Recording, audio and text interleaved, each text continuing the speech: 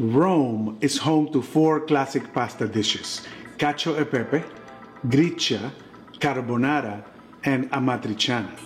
And we are cooking the last on a 4-part series featuring one every week. So today we'll teach you bucatini alla matriciana, because that's what we're cooking, and you are gonna love it. Let's cook.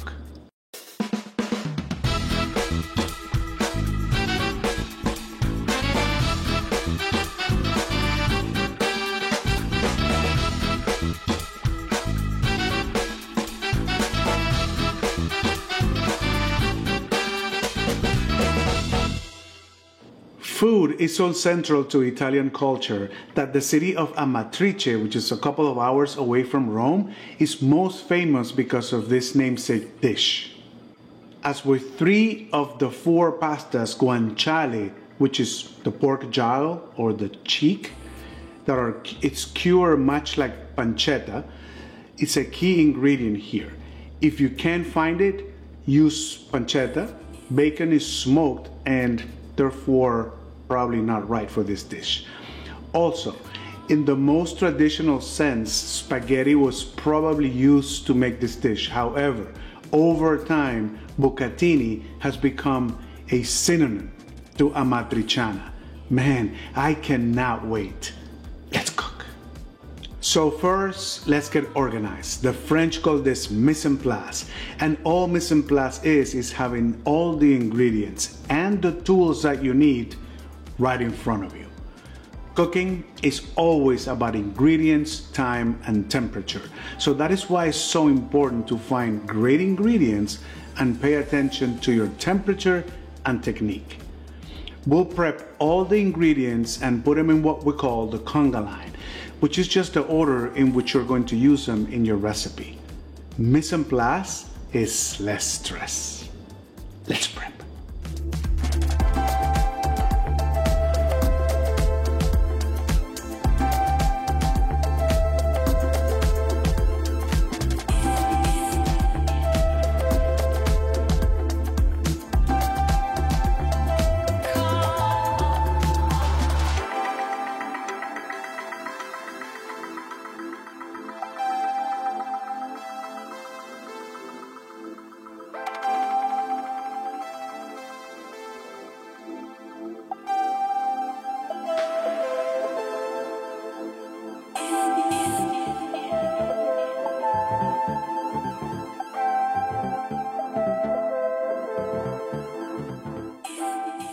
And now it's time for shout-outs. These are the people that are cooking our food, taking pictures and letting us know about it. You should try it one day. Patricia Saher made the lentils. Kathy also made the lentils and the spaghetti bolognese.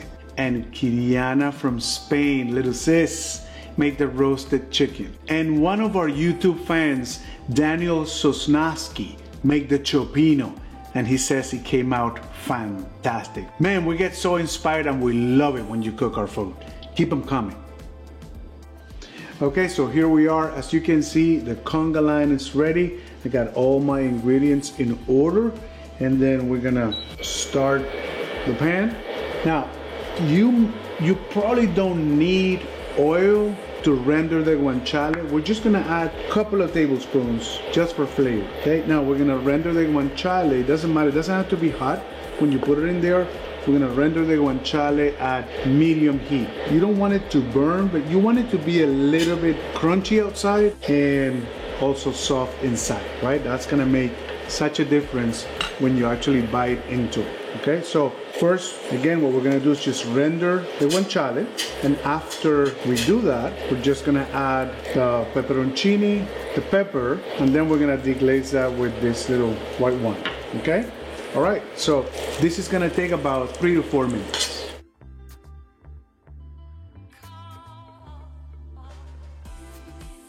Okay, we just added the tomatoes. And as you can see, the tomatoes were all whole, and you can mash them with your hands before, or you can just do what I'm doing right here, because these are gonna cook here for about 20, maybe 25 minutes, okay? So we're just gonna let them cook. Okay, so The tomatoes are gonna cook down for about 20-25 minutes. Meanwhile, and make sure you do that at a low heat, just a lazy simmer there, okay? Meanwhile, we're gonna put the pasta in the boiling water. These are bucatini, and the bucatini is hard for you to see there, but they have a hole in the middle. So it's like a spaghetti with it's like a tube of spaghetti with a hole in the middle, which is cool. And a lot of that sauce can go in that hole. Now, we're using about half of the recipe. If you use the whole thing, this would be for 4 people. This is for 2 good eaters, okay? So the packet says we cook this for 11 minutes, but al dente would be 9. So we wanna probably take them out around 7. So a couple of minutes before al dente, because we're gonna finish them cooking here on the tomato sauce, okay? So here we go with that. Okay, now this, make sure you don't have a lot of water, because you want a lot of starch on that water, because that's gonna be part of the sauce. And also make sure you don't have too much salt, because the guanciale is pretty salty also. Right, so it's been about 9 minutes, so I tasted the pasta. It's right before al dente, so what we're gonna do is we're just gonna add the bucatini right to the sauce. It doesn't matter, you don't need to drain them, because we're gonna use some of that water anyway. Actually add some of it. We're literally cooking the pasta, or finishing the pasta in the sauce. And that is one of the tricks, one of the secrets for great Italian pasta dishes. We're gonna let that cook down a little bit, and if it gets too dry, you just add some of that pasta water. In this case, we're not gonna need to do that, because the bucatini had a lot of water already. So what I wanna do at this time is kind of taste the sauce for salt, and it needs a tiny bit of salt. Now, remember, I didn't put a lot of salt, because we're gonna add the pecorino cheese, and the pecorino cheese is salty, but I just thought it might have needed a tiny bit, but we'll see. You see the sauce thickening a little bit? Okay, and now we're ready to add cheese. We're gonna add most of the cheese, just keep a little bit for the plate.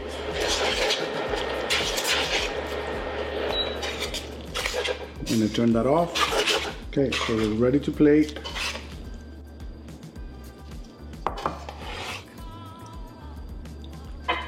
We're gonna add a little bit of cheese on top and some black pepper. And that's it. Bucatini alla matriciana. So finally, we are ready for taste test, right? Just look at this. It is, it looks fantastic. And we are gonna try the pasta with this albanera, which is from the Valpolicella region. This is made by Senato. It is called Albanera Rosso Veronese, right? So from that region of Verona.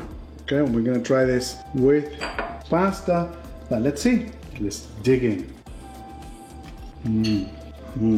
It's so good. The tomato gives it the acidity. The guanciale gives it a nice kick. And the cheese is not salty at all. So this is great. In fact, I would even put more cheese on this. I think it absolutely could hold even more cheese. This is not salty at all. Now, let me try the wine. Wow, perfect. These two work together like a marriage made in heaven. You know that Joanna is not with me today because she is actually on her way to visit her mom, Julie, in Dominican Republic. By the way, love you, Julie. So I have my son Sebastian, who hasn't done this for a while, helping me out here. So I want him to have a chance to taste the pasta. So, okay, so Sebastian, man, nice to see you again. Hello. All right, so give it a try. All right. Bucatini alla amatriciana. That's so good. It's like so saucy and like warm and nice. There's like good spices in it. I love it. I can eat this all day. All right, great job, Sebastian. All right, thank you. You should definitely make this. I completely suggest it. It's a great investment of your time. All right. Man, this was amazing. Try this pasta. Try all 4 of them. Buy the wine. Just change it up at home. I promise you, this is not difficult. And it's a change, right? Your family is gonna welcome the change. I promise you. All right, now, 4 things. Subscribe, hit like, share with your friends, and maybe Sebastian can see it from on there and cook it. Cook it. You need to cook it. You need to make this happen. This is not hard to do. You saw that, and then try all 4, like I said. Now, next week, because since we're on the Mother's Day theme, we are cooking my mom's famous oxtail, bravo a la Isa. Her name is Isabel, right? So, man, you do not want to miss that one. Come back and see us.